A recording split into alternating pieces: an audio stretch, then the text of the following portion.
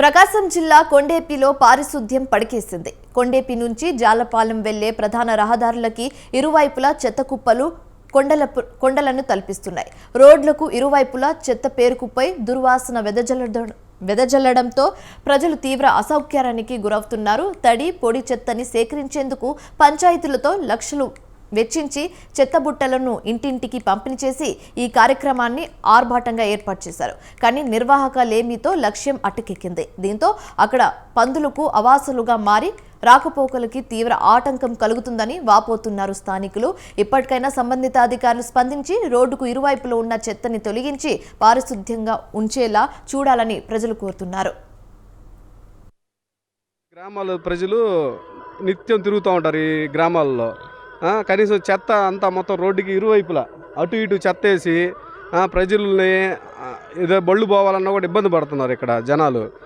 ఇది రాబోయేది వర్షాకాలం. ఈ కాలంలో మనకి డెంగ్యూ ఫీవర్స్ ఇవన్నీ ఎక్కువ వస్తాయి. అధికారులు ఎక్కడైనా స్పందించి ఈ ఇరువైపులు ఈ చెత్త వల్ల చాలా తీవ్ర అనారోగ్యాలకు గురవుతున్నారు.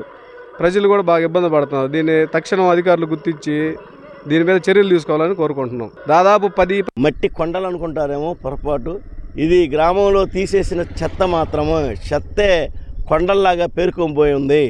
కానీ కొండేపి గ్రామ పంచాయతీ మాత్రం అధికారులు మాత్రం దీని గురించి ఒక్క సెకండ్ కూడా ఆలోచించకుండా ప్రజల మీద అనేకమైనటువంటి రోగాలు తీసుకొచ్చే విధంగా ప్రవర్తిస్తూ ఉన్నారు.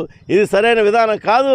రాబోయేటువంటి కాలం వ్యాధుల సీజను కాబట్టి ఇలాంటి చెత్త చెదారం మొత్తం ఊరికి దగ్గరలో ఉండటం వల్ల దీని యొక్క మురికి వాసన గ్రామాల్లో వెదజల్లినటువంటి కారణంగా అనేక రోగాలకు గురవుతూ ఉన్నారు. కాబట్టి ప్రభుత్వ అధికారులు మీరు ఇప్పటికైనా కళ్ళు తెరవండి. ఈ యొక్క దిమ్మిని ఈ యొక్క కొండని పరిష్కారం చేస్తారని చెప్పి కొండేపి ప్రజల వైపు నుండి అధికారులకి విన్నవించుకుంటా ఉన్నాం. మట్టి కొండలు అనుకుంటారేమో పొరపాటు. ఇది గ్రామంలో